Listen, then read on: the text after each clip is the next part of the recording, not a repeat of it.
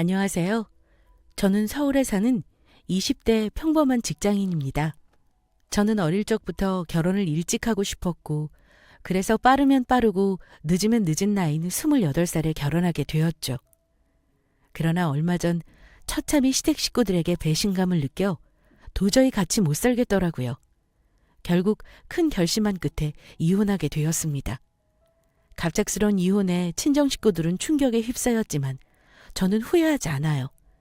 조상신이 도운 것이라고 생각합니다. 그럼 지금부터 시댁의 충격적인 거짓말 이야기 한번 들어보시겠어요? 남편과 저는 대학교에서 만났습니다. 같은 과였고 1살 위 선배 오빠였죠. 제가 다니는 대학은 스카이 중 하나였습니다. 남들은 부럽다고 하는데 저는 아니었습니다.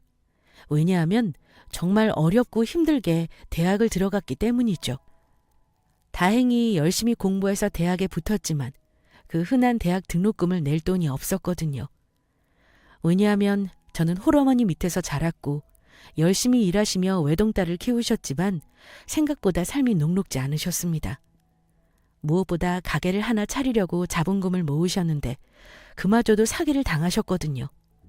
아무튼 저의 학창시절을 떠오르면 암울 그 자체였습니다. 물론 친정엄마는 저를 사랑으로 잘 키워주셨지만 경제적으로 집안 사정이 어려워지자 저도 엄마도 모두 지쳐가긴 마찬가지였어요. 가난이라는 게 참 사람을 힘들게 했습니다. 아무튼 대학에 가까스로 가게 되었고 그때 지금의 남편을 만났어요. 당시 남편은 저와 다르게 차림새가 늘 반듯하게 깔끔했고 무엇보다 대학교 1학년 때부터 자신의 이름으로 된 자동차를 가지고 통학을 했습니다. 우와, 오빠, 자동차 진짜 좋아 보인다. 누구 거야? 응, 내 거. 진짜? 아버지 자동차 아니고 오빠 이름으로 된 자차라고? 응, 엄마가 대학교 올라갈 때 주신다고 했거든. 아, 우와, 대단하다.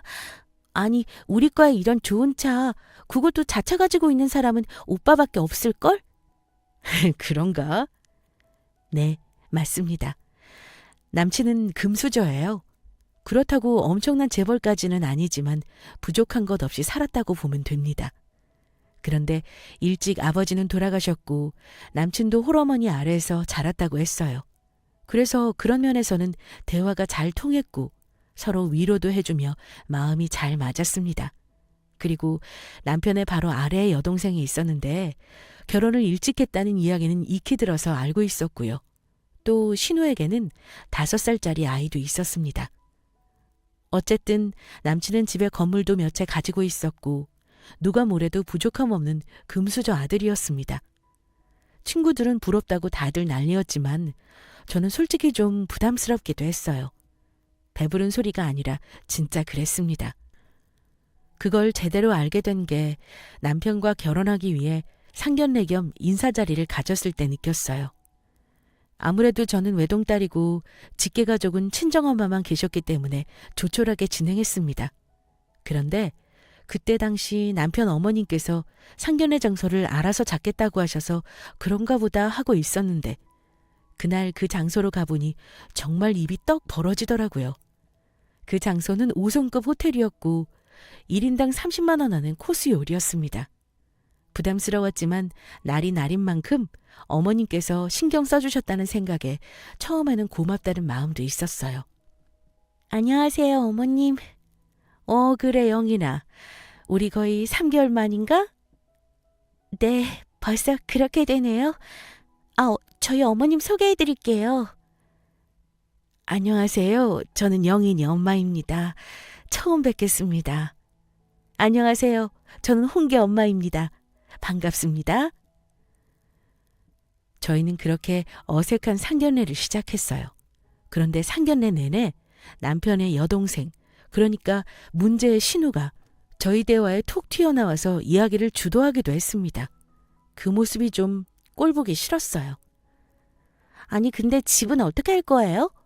솔직히 요즘 반반 결혼도 많던데 요즘은 여자도 집장만 할 때 보태야 하더라고요. 저도 시집갈 때 3억 정도 했어요.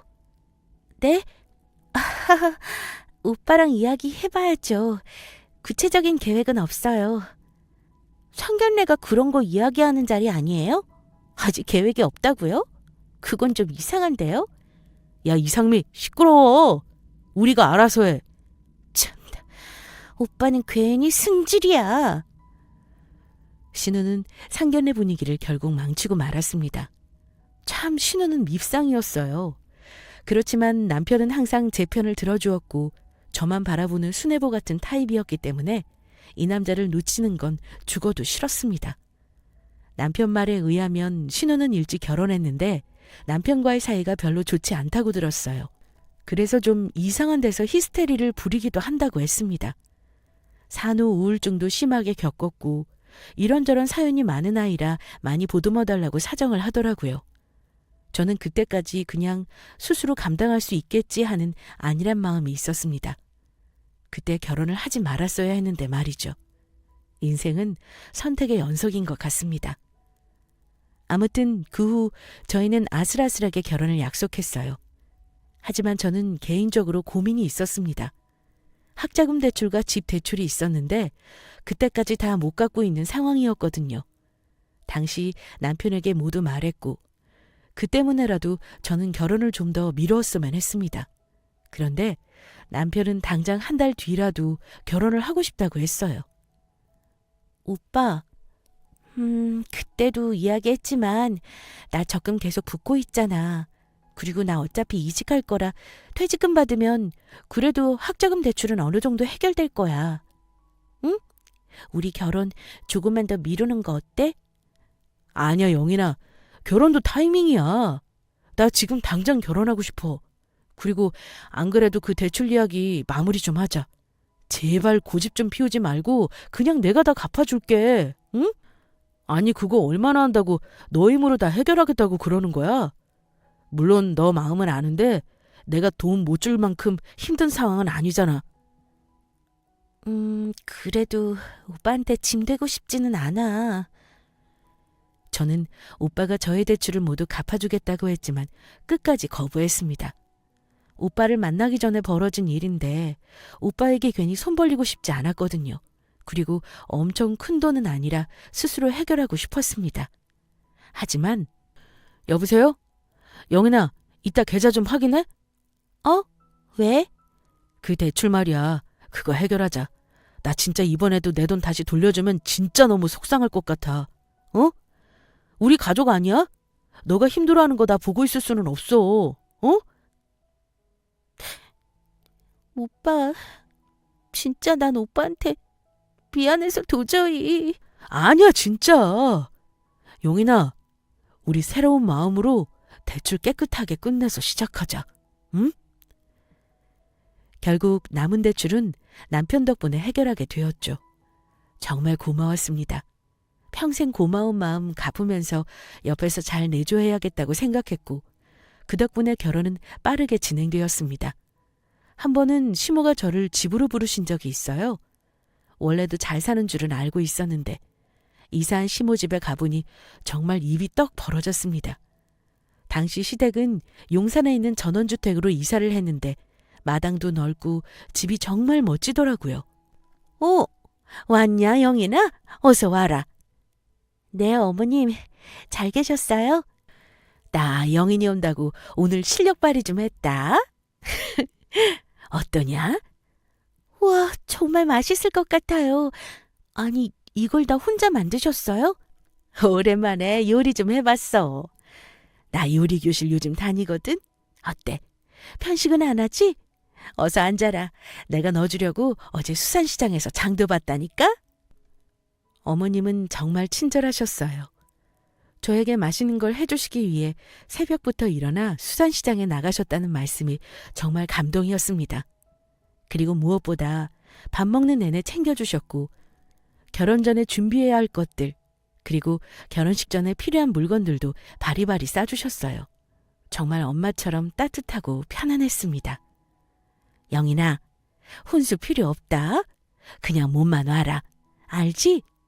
요즘 혼수니 예물이니 이런 거 하는데 부담스럽게 하지 말고 다 생략하자. 아, 그리고 너희 집 때문에 고민하던데 무슨 대출이니? 그냥 서울에 너희들 회사 근처에 집 얻어줄 테니까 걱정하지 마. 세상이 아무리 변해도 집은 남자가 하는 거야. 어머님, 제가 그걸 다 받아도 되는 건지. 어머, 당연하지. 영인이 이제 우리 식구야. 진짜 우리 가족이라고. 내가 우리 홍기 결혼하면서 이 정도 선물 못 해줄까 봐? 그렇지, 아들? 엄마, 정말 고마워요. 저희 정말 잘 살게요. 잘 살 거야. 너희 얼굴 보면 딱 잘 살 거라고 써 있어. 저는 결국 시댁의 배려 덕분에 서울의 아파트를 분양받게 되었습니다. 정말 감사하고 또 괜히 죄송하더라고요. 그리고 저는 몸만 가기는 뭐해서 그냥 혼수는 다 하는 걸로 했습니다. 시댁에서 베풀어준 은혜에 비하면 그 정도는 아무것도 아니라고 생각했죠. 그리고 오빠가 항상 저를 이뻐해주고 대출까지 갚아주며 신경 써준 걸 생각하면 정말 어떻게 해서든지 더 잘해주고 싶은 마음뿐이었습니다. 저희는 그렇게 축복 속에 결혼하게 되었고 즐거운 신혼여행도 국내로 다녀왔어요. 코로나 때문에 해외는 도저히 나가는 게 불가능했습니다. 하지만 정말 행복했죠. 그렇게 신혼여행을 다녀오고 며칠 후 시모가 갑자기 신혼집에 신우아이를 데리고 오셨습니다. 당분간 신우가 몸이 안 좋아서 잠시 봐달라고 부탁을 하셨어요. 상견례 때 또는 남편 집에 갔을 때 가끔 본 적 있는 5살 남자아이였습니다. 이름은 준혁이었어요. 덩치는 5살처럼 안 보이고 정말 7살 형처럼 보이는 건장한 아이였습니다. 영인아, 아유 어떡하냐. 여행 다녀와서 피곤할 텐데. 그래도 너 회사 잠시 휴직해서 다행이다. 우리 준혁이 이럴 때 맡기지, 안 그래?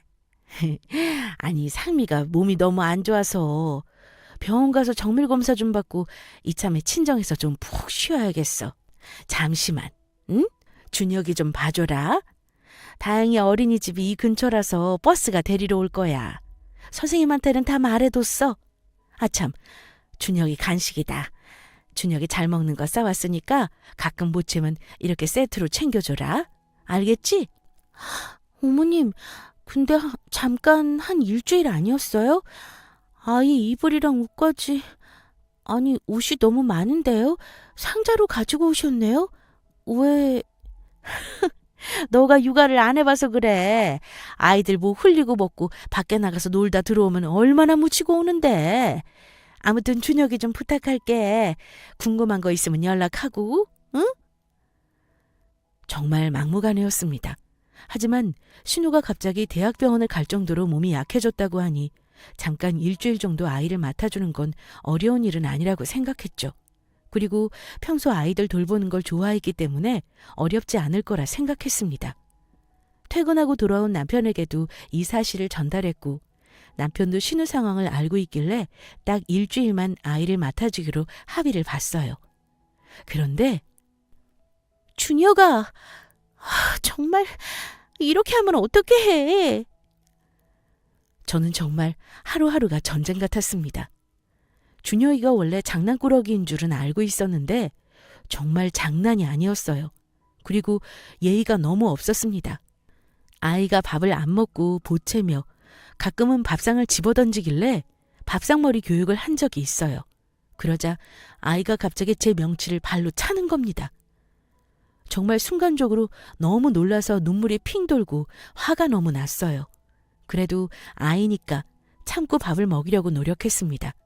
그러나 아이는 말을 듣지 않았고 갑자기 소리를 지르면서 집에 있는 물건들을 던졌고 제가 가장 아끼는 비싼 안경도 던지는 바람에 안경알이 깨지는 일도 있었어요. 저는 점점 지쳐갔습니다. 오빠, 내일이면 일주일 아냐? 아가씨 이제 오는 거지? 응, 그럴 거야. 근데 아까 전화해봤거든? 병원이라던데? 아마 입원할 거라는 모양이야. 좀 상황이 안 좋은가 봐. 뭐? 입원? 갑자기? 왜? 모르지. 아까 입원 수속 받는다고 했으니까 저녁 먹고 이따가 전화해볼게. 아니야 오빠. 그냥 어머님한테 바로 이따가 전화해봐. 그래. 알았어. 걱정 마. 결국 남편은 시모에게 연락했고 시모는 말도 안 되는 이야기를 하더라고요. 신우가 어쩌면 입원을 할 수도 있으니 준혁이를 조금만 더 맡아달라는 부탁이었습니다. 병명을 들어보니 빈혈이었어요. 빈혈이 너무 심해서 일상생활을 할 수 없을 정도라고 했습니다. 물론 신우가 아픈 건 걱정되었지만 준혁이를 돌보는 건 또 다른 문제이긴 했어요. 왜냐하면 제가 마침 회사 이직을 앞두고 잠시 원래 회사를 휴직한 것이기 때문에 회사 이직 준비를 아예 못하고 있었기 때문입니다. 하지만 어쩔 수 없었죠. 신우에게도 연락해봤더니 정말 미안하다면서 연신 사과하며 준혁이를 부탁하더라고요. 일이 좀 꼬이긴 했지만 딱 한 달만 준혁이랑 지내기로 결심하고 약속을 받았습니다. 그렇게 준혁이를 본 지 한 달이 되었습니다. 그리고 드디어 남편한테 얘기를 했고 이제 준혁이를 신우에게 보내자고 이야기를 했죠. 그런데 그날 밤 시모와 신우 둘 다 저희 집에 찾아왔습니다. 드디어 준혁이를 데리러 온 줄 알고 정말 기뻤어요. 어머님 오셨어요? 아가씨 괜찮아요? 네, 언니. 그동안 고생하셨어요. 아이고, 아가씨가 더 고생이죠. 살이 더 빠졌네요? 안 그래도 엊그제 퇴원했다고 이야기는 들었어요. 이제 괜찮은 거죠?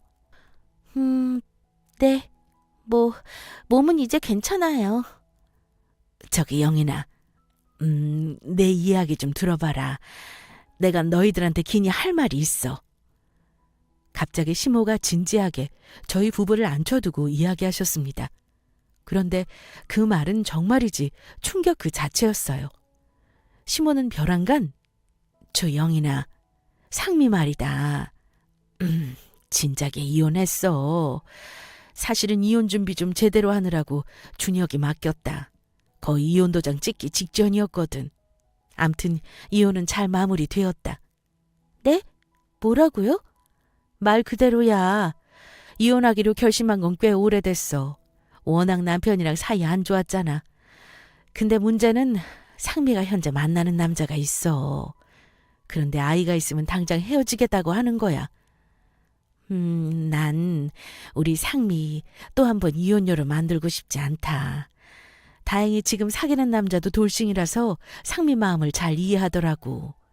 새로운 사람이랑 잘 되도록 우리가 가족이니까 잘 도와줘야 하지 않겠니? 도와주다니요? 그럼 아파서 입원했다는 것도 모두 거짓말이고 또 이혼도 그 전부터 준비했다는 거네요?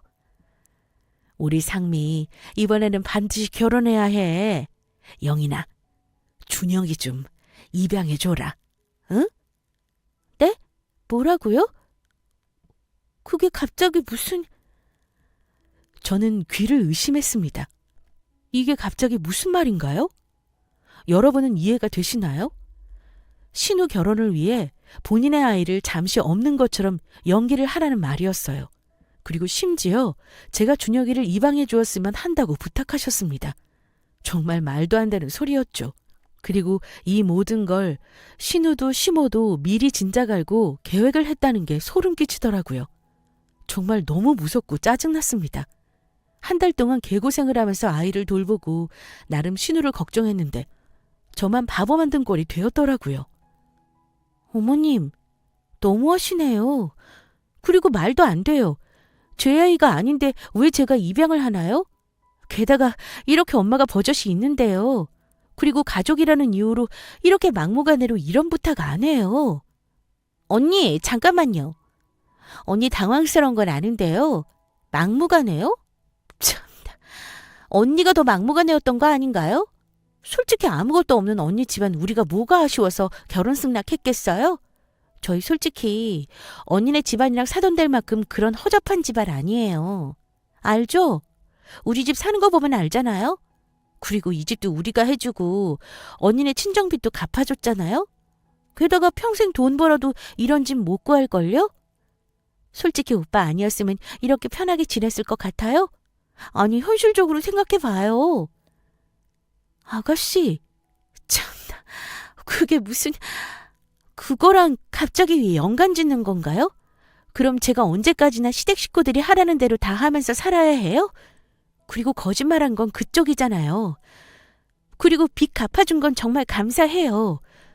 그런데 제가 그걸 노리고 결혼한 사람처럼 몰아가지 마세요. 그래서 저는 결혼까지 미룰 정도로 저 혼자 힘으로 해결하려고 했는데 갑자기 결혼 밀어붙인 건 시댁 쪽 아닌가요? 아무튼 다 떠나서 준혁이를 제 아이를 입양해야 한다는 건 제 결혼 조건에 없었어요. 그리고 그걸 저한테 요구하시는 건 너무 무리한 부탁이에요. 언니, 정말 개념 없다. 참나, 말이 왜 그래요? 그리고 준혁이 이제 5살이에요. 저도 결혼하고 잘 마무리되면 나중에 준혁이 책임질게요. 근데 일단은 상황이 좀 애매해졌다고요. 잠깐 입양해줘요. 이러쿵저러쿵 너무 정직한 척 하지 말자고요, 우리. 네? 우리 준혁이 입양 안 하면 나도 가만히 안 있을 거예요? 아니, 아이가 무슨 장난감인가요? 줬다 뺐다 하게? 그리고 아가씨, 준혁이 엄마 아닌가요? 결혼하는 그 남자가 어떤 사람인 줄은 모르겠는데 있는 그대로의 아가씨를 사랑해줘야 하는 거 아닌가요?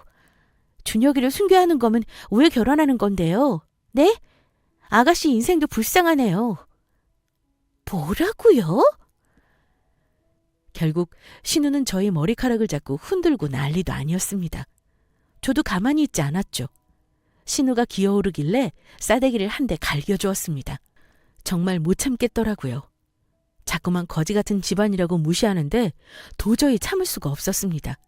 결국 한바탕 난리가 났어요. 사람들이 가고 남편한테 진지하게 얘기를 물어봤습니다. 오빠, 다 알고 있었어? 아니야. 정말 나도 몰랐어. 미안하다. 오빠, 아까 들었겠지만 난 절대 못해. 아니, 그리고 말도 안 되는 일이잖아.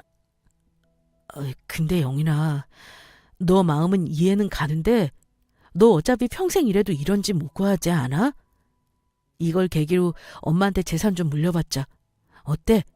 그냥 좀 편하게 살자. 준혁이 어차피 그리고 우리 식구고 또 우리가 거두면 되지 않을까? 너도 아기 갖고 싶어 했잖아. 뭐? 내가 아는 오빠 맞아? 뭐 어쩌고 어째? 재산을 물려받으려고 그럼 말도 안 되는 이런 입양을 한다는 거야? 우리 아이도 아닌데? 야, 가끔은 하나를 포기해야 하나를 얻을 때도 있는 거야. 나 솔직히 위로 더 올라가고 싶어, 영인아. 근데 엄마가 가지고 있는 땅이 있는데 그건 절대 나한테 안 주시더라고. 이번 기회로 우리 재산 좀 불려보자. 너만 오케이 하면 돼. 그리고 준혁이는 어차피 이모님이 돌봐주실 거야. 너는 그냥 조카랑 논다 생각하고, 어? 저는 혀를 내둘렀습니다. 정말 제가 알던 남편이 아니었어요. 이렇게까지 돈 욕심, 명예 욕심이 있는 사람인 줄은 꿈에도 몰랐습니다. 역시 사람은 겪어봐야 안다는데 그 말이 딱 맞았어요. 시모 신우가 저에게 말했던 것보다 훨씬 더 충격이었습니다. 그런데 이런 상황 속에서 끔찍한 사건을 하나 더 만나게 되었어요. 하루는 준혁이 문제로 시모가 이야기하고 싶다면서 저랑 오빠를 시댁에 부르신 적이 있었습니다. 오빠도 퇴근하고 바로 시댁으로 가기로 해서 시댁에서 만나기로 했죠. 그런데 시댁에 가보니 문이 열려져 있었어요. 살짝 문을 열고 들어가 보니 시모, 신우 그리고 남편까지 정말 시댁 식구들만 모여 앉아서 이야기하고 있길래 일부러 인기척 안 하고 이야기를 엿들어 봤습니다. 엄마, 아씨 언니한테 돈이라도 줘. 어? 그렇게라도 해결해야지 뭐. 영인이가 보통 아이가 아니야. 그렇게 돈으로 해결될 사람이 아니라고. 어떻게 해야 할까? 이번에 상미 결혼 망치면 너가 책임져. 야 홍기야, 너 마누라잖아. 어떻게 해야 영인이가 마음 돌리겠냐? 나도 어려워 엄마. 안 그래도 내가 계속 이야기하고 있는데 안 통하네. 거봐. 언니 보통 아니라니까. 애초에 왜 그러니까 그런 거지 같은 집안이랑 결혼한 거야, 오빠는. 엄마, 이제 어떡해. 그렇다고 준혁이를 고아원에 버려? 모두 시끄러워.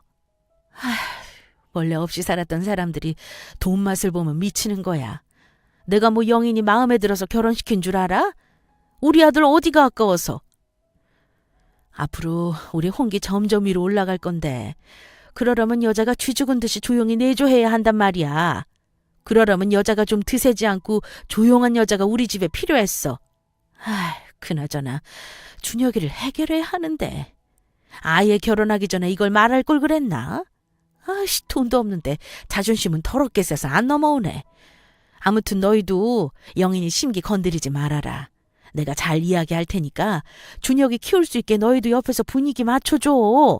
알겠지? 특히 너 홍기. 너가 남편 아니야? 잘 좀 해. 귀찮아.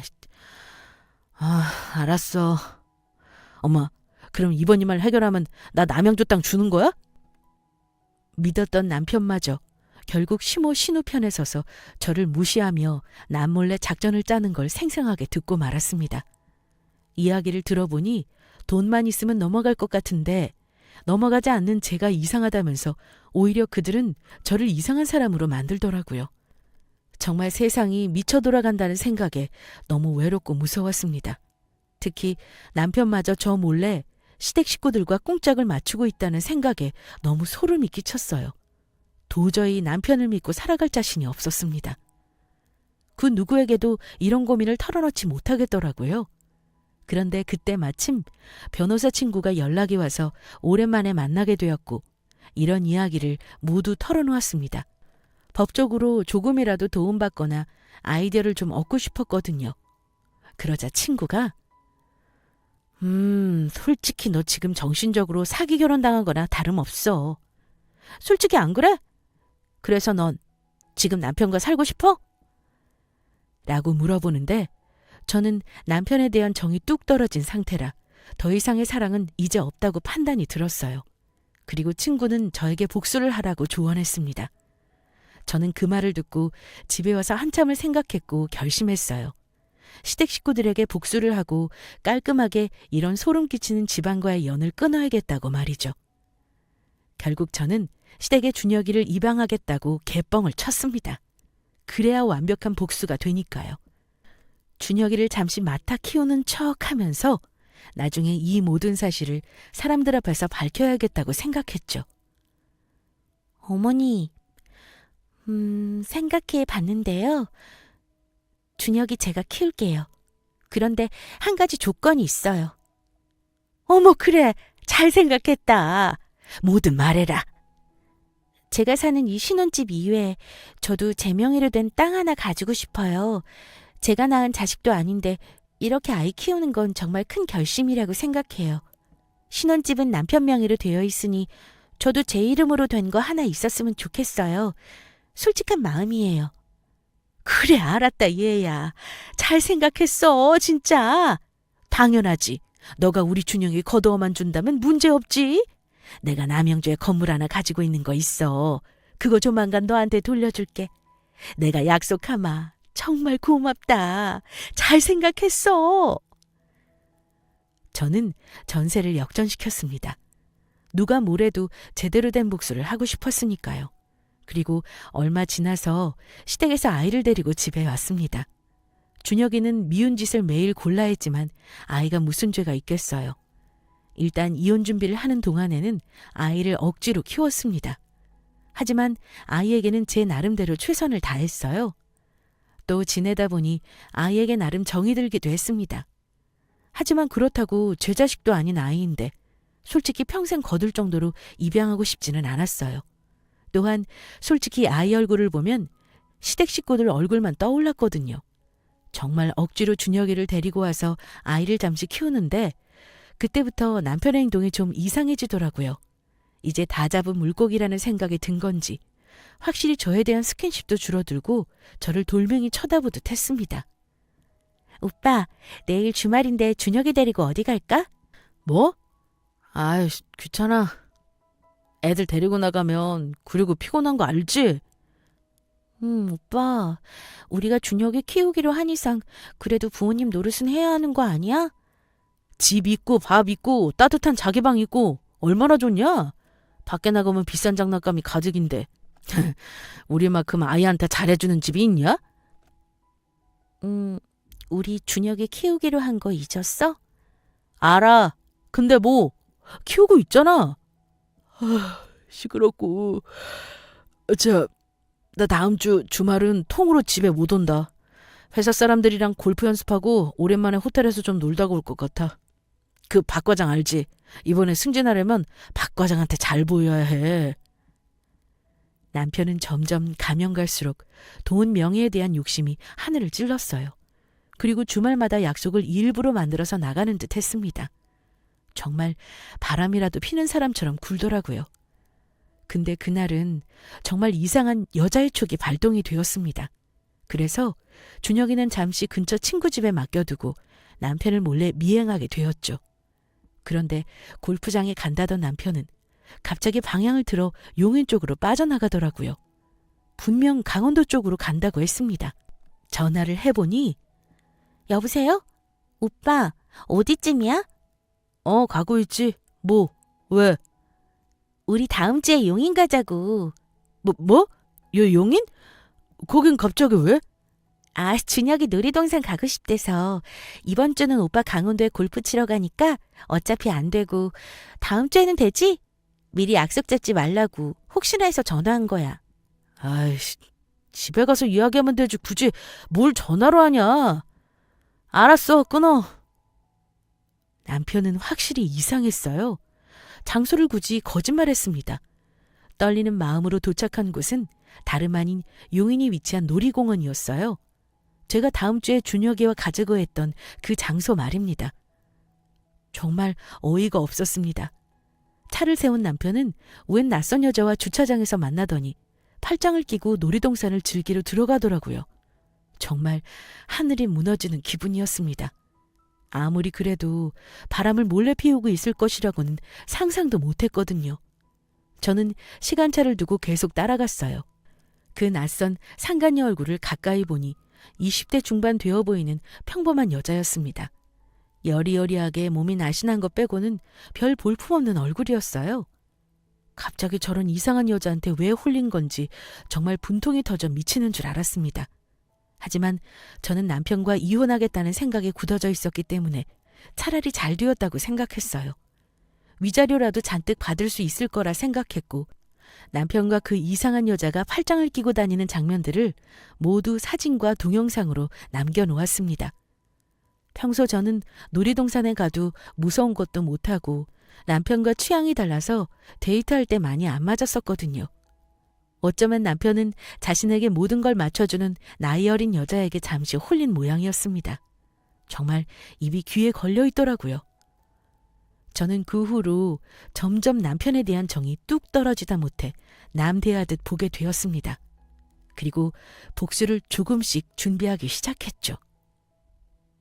저는 그 후 계속 변호사 친구를 만났고 증거자료들과 그동안의 거짓말들, 시댁 식구들의 협박 증거들을 모두 모아 보여주었습니다.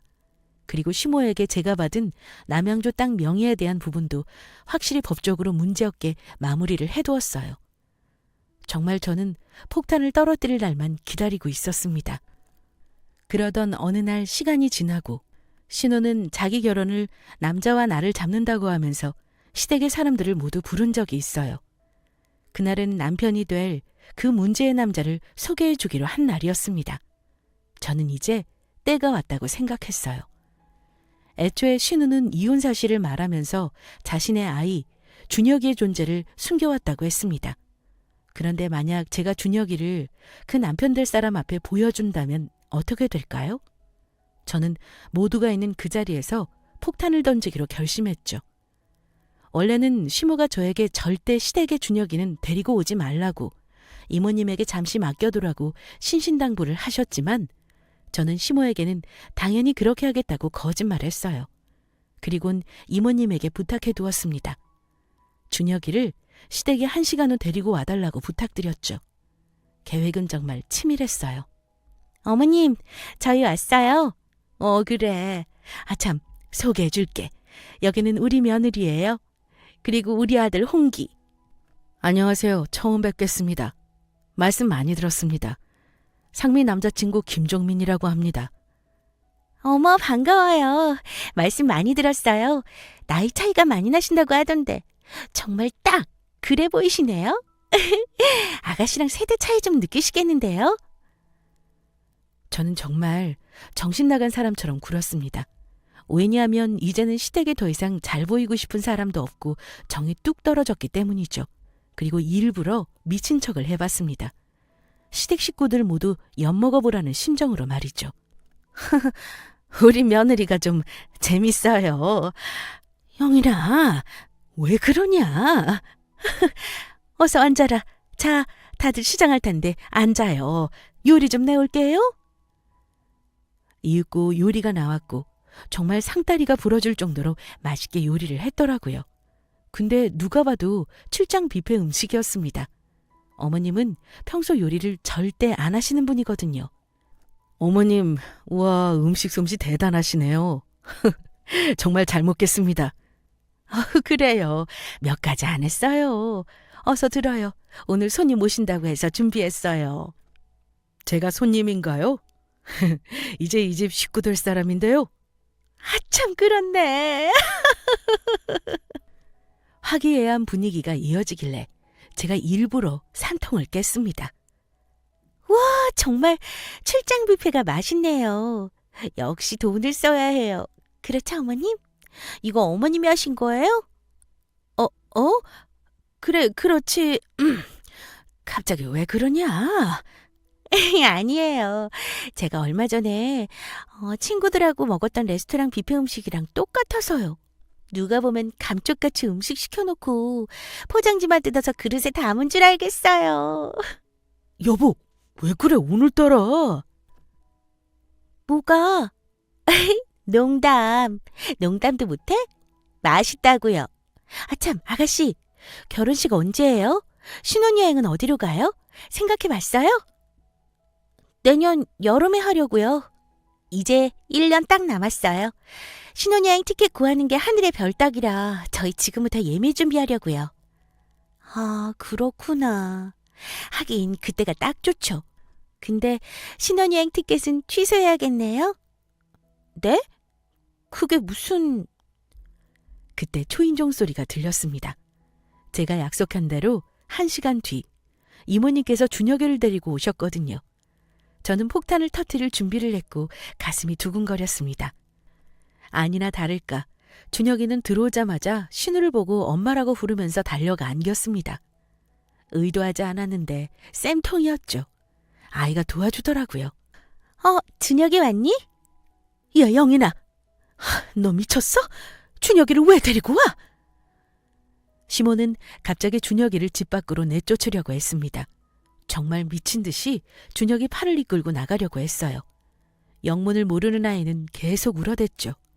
하지만 저는 일부러 이모님에게 미리 말해두었고 현관 앞에서 절대 준혁이를 내보내지 말라고 미리 약속해 두었습니다. 어쨌든 저는 간신히 아이를 진정시키고 일부러 아이를 제 무릎에 앉혔고 사람들이 미친 듯이 설명했습니다. 준혁아, 잘 들어. 여기 지금 눈앞에 준혁이 가족들이 다 있다? 그렇지? 맞지? 그럼 준혁의 엄마가 누구니? 아이에게 엄마가 누구냐고 묻자 준혁이는 갑자기 신우 무릎으로 가서 앉았습니다. 그러자 신우는 어머, 준혁아, 갑자기 왜 이래? 내가 왜 네 엄마야? 준혁이 자다가 일어났나 봐요, 언니. 신우는 얼굴색 하나 안 변하고 거짓말을 하더라고요. 아이가 엄마를 계속 부르면서 안으려고 하자 오히려 아이를 내팽개치더라고요. 그 모습을 보는데 아이가 너무 불쌍했습니다. 여러분, 그만하세요. 정말 거짓말도 정도껏 하라고요. 그리고 아이 앞에서 어른들이 부끄럽지도 않아요? 저기요, 오늘 충격적인 거 많이 보시네요, 종민 씨. 준혁의 엄마가 누군지 아세요? 지금 옆에 있는 여자친구분이 엄마예요. 못 믿겠으면 이거 보시라고요. 저는 준혁의 어린 시절에 신우랑 찍은 사진을 그 결혼할 남자에게 보여주었어요. 누가 뭐래도 엄마 사진이었습니다. 그 남자분도 경악을 금치 못하더라고요. 자기야, 이 말 정말이야? 우리 서로 이혼한 건 알고 있지만 아이가 있는 건 말 안 했잖아. 미안해. 내가 다 설명할게. 내가 일부러 거짓말한 건 아니야. 오빠 믿어줘. 준혁이 문제는 내가 다 해결할 거야. 우리 결혼은 문제 없을 거야. 믿어줘. 됐어. 나 이만 갈게. 어머님, 저 이만 가보겠습니다. 이 결혼 다시 생각해봐야겠네요. 결국 제 바람대로 신우의 결혼은 물거품이 되고야 말았습니다. 정말이지 제가 쑥대밭을 만들어놨기 때문이죠. 그 결혼할 남자가 가고 나자 시모와 신우는 저에게 연신 욕을 퍼부어댔고 남편도 저를 흘겨보면서 연신 한숨을 쉬더라고요. 하지만 뿌린 대로 거둔 거라 생각하면서 저 역시 지지 않았습니다. 어머님, 그리고 아가씨, 그리고 특히 오빠. 잘 들어. 나 만만하게 보지 마세요. 저요? 오빠랑 이혼할 거예요. 그리고 오빠 바람 피는 거 아셨어요? 변호사 선임해 두었으니 이제 곧 이혼 소장도 날아갈 거예요. 상간녀 소송도 해서 제대로 위자료 받아낼 거예요. 그렇게 아세요. 예, 너 미쳤니? 어디서 거짓말을 해? 거짓말요? 이 안에 사진을 보고도 그런 말을 하세요. 전 이만 갈게요. 저는 남편과 그 상간녀가 놀이동산에서 뽀뽀하고 스킨십하는 사진을 시댁에 두고 그 자리를 박차고 나왔습니다. 그리고 그 후 저는 이혼을 준비했고 준비하는 동안 저는 제 명의로 된 남양주 아파트에 들어가 따로 살았어요. 시모에게 미리 제 명의로 돌려받아둔 그 아파트 말이죠. 다행히 증거는 명백했고 거짓말에 사기 결혼에 그리고 협박, 마지막에 상간녀까지 세트 메뉴였기 때문에 위자료를 받는 건 어렵지 않았습니다. 정말 믿는 도끼에 발등 찍힌다는 게 딱 맞았어요. 여러분도 주변의 사람을 너무 믿지 마세요. 너무 과도하게 친절하게 나온다면 한 번쯤 돌다리도 두들겨보고 건너야 후회가 없습니다. 제 이야기가 여러분의 인생에 도움이 되면 좋겠네요. 지금 저는 새로운 직장으로 이직해서 행복하게 잘 살고 있습니다. 이혼도 깔끔하게 잘 끝났고요. 위자료도 잘 받아 나름 재산이 늘어났습니다. 이혼이 옛날에는 흠이라고 생각했지만 요즘에는 새 삶을 살기 위한 기회라고 생각이 듭니다. 여러분, 혹시 너무 고통스러운 삶을 살고 계신다면 또 이혼을 망설이시는 분들이 있다면 용기 내보세요. 100번, 1000번 생각해도 아니다 싶을 때는 용기 내도 좋습니다. 여러분의 건강한 삶을 응원하겠습니다. 지금까지 이야기 들어주셔서 감사합니다.